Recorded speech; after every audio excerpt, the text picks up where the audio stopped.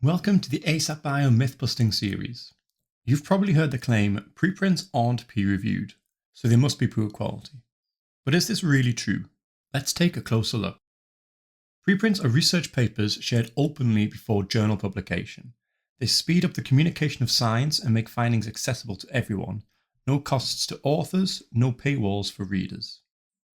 It's true that preprints don't go through traditional journal peer review before they are posted. That does not mean they are completely unvetted. Most preprint servers screen submissions for plagiarism, ethical concerns, and basic scientific scope. While this is not a detailed quality review, it does mean that preprints are far from anything goes. Here's an important fact. Most preprints are eventually published in peer-reviewed journals. A large study of over 18,000 preprints posted on bioRxiv between 2013 and 2017 found that nearly 70% were subsequently published in peer-reviewed journals. When researchers compared preprints with their journal-published versions, they found that most do not differ substantially. The core findings and data remain stable. This suggests that many preprints often begin with a high level of quality, and that journal-organized peer review mostly adds small refinements rather than major overhauls. Preprints also open the door for new approaches to peer review. Once a preprint is posted, scientists anywhere in the world can comment, highlight key findings, and suggest improvements. Platforms like Pre-Review and Prelight make this feedback more visible and structured.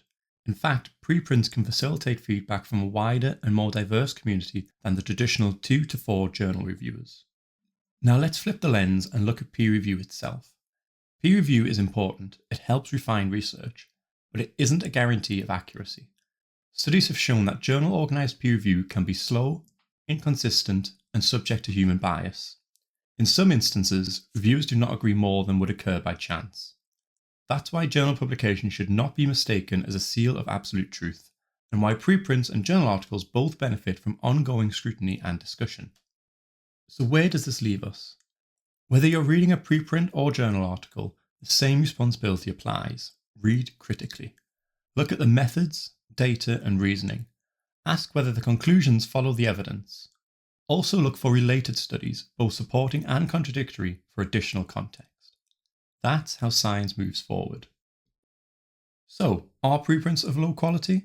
No, they are an essential part of today's scientific ecosystem. They offer a democratic process for accelerating research dissemination, inviting open feedback, and speeding up discovery. In short, preprints are not the end of quality control, but the beginning of scientific conversation. Thank you for tuning in. This video was created and produced by ASAP Bio. If you found it helpful, please like, comment, and subscribe. For more insights, check out the video description box for references and resources. And don't forget to visit the ASAP Bio website or follow us across all of the social medias.